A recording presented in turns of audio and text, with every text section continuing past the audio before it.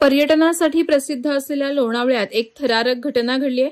गावळीवाडा इथे असलेल्या चिक्की स्टॉलवर 3 अज्ञात दरोडेखोरांनी भर सकाळी चिक्की विक्रेत्याला बंदुकीचा धाक दाखवत लुटलं। ही धक्कादायक घटना सीसीटीव्ही कॅमेऱ्यात कैद झाली असून परिसरात भीतीचं वातावरण निर्माण झालंय। घटना रविवारी 20 जुलै रोजी सकाळी सुमारे 5:15 वाजण्याच्या सुमारास घडली। दररोजप्रमाणे चिक्की विक्रेता आपला स्टॉल उघडून विक्रीची तयारी करत होता।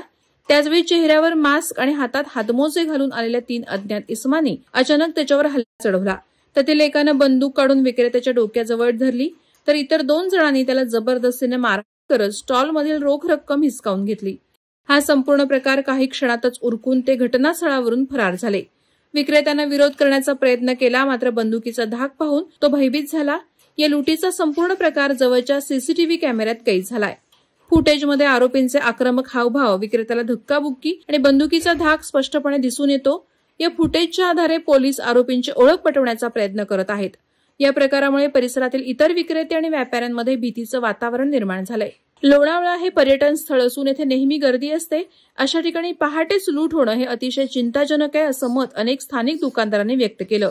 त्यांनी लोणावळा पोलिसांकडे सुरक्षा व्यवस्था वाढवण्याची मागणी केली आहे। घटनेनंतर लोणावळा शहर पोलीस तात्काळ घटनास्थळी दाखल झाले।